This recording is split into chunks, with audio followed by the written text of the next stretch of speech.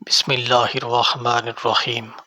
مدرسے کی ایک طالبہ ایک واقعہ بیان کرتے ہوئے کہتی ہے، جب ہم ثانویہ کے مرحلے میں تھیں، ہم کچھ سہیلیاں ناشتہ کے وقفہ میں ایک ساتھ بیٹھتیں اور ہم سب اپنا اپنا ناشتہ ایک ساتھ اس طرح رکھتیں کہ کسی کو معلوم نہیں ہوتا کہ کس نے کیا لایا ہے۔ ایک غریب و نادار بچی تھی جو ناشتے میں کچھ بھی نہیں لاتی تھی۔ میں نے اسے اپنے ساتھ ناشتے میں بیٹھنے کے لیے آمادہ کر لیا، کیونکہ ہم لوگوں میں کسی کو نہیں معلوم ہوتا تھا کہ کس کا کون سا ناشتہ ہے۔ اسی طرح مدرسے کے ایام گزرتے رہے، یہاں تک کہ ثانویہ سے ہماری فراغت کا وقت قریب آ گیا۔ اسی دوران اس طالبہ کے والد کا انتقال ہو گیا۔ اس کے والد کے فوت ہوتے ہی اس کے حالات بھی تبدیل ہو گئے، یعنی اب وہ پہلے سے بہتر زندگی گزارنے لگی۔ اب وہ اپنے لباس پر بھی توجہ دیتی اور ناشتہ بھی لانے لگی تھی، یعنی اب وہ پہلے سے بہتر زندگی جینے لگی تھی۔ یہ سب دیکھ کر میں نے سمجھا کہ شاید باپ کی میراث سے اسے کچھ مال و زر حاصل ہوا ہوگا۔ ایک مرتبہ میں اس کے ساتھ بیٹھی اور اس سے دریافت کرنے لگی، کیا بات ہے، اس تبدیلی کا آخر راز کیا ہے؟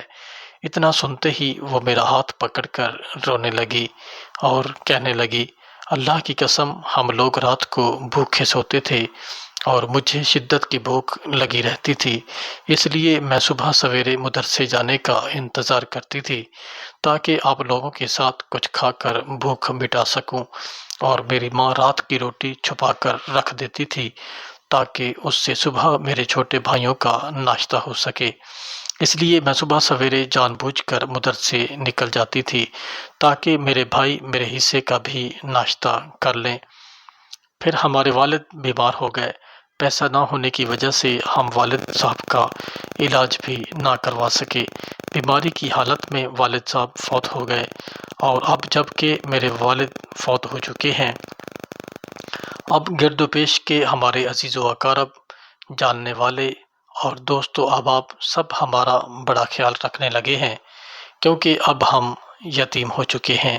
میری بڑی تمنا تھی کہ میرے ابو جان اپنی زندگی میں پیٹ بھر کر کھانا کھا لیتے۔ اس نے بہینہ یہی الفاظ کہے، اس نے بڑی حسرت بھری آواز میں یہ الفاظ کہے، اس کے الفاظ کے ساتھ اس کے آنسو بھی رواں تھے۔ اس نے کہا، ہمارے ابو جان جب فوت ہوئے تب لوگوں کو معلوم ہوا کہ ہم واقعی محتاج اور ضرورت مند ہیں۔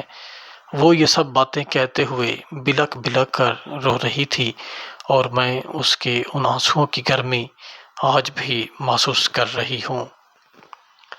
کیا ضروری ہے کہ غریب انسان جب مر جائے تبھی مالداروں کو اس کے یتیم بچوں کی غربت کا احساس ہو؟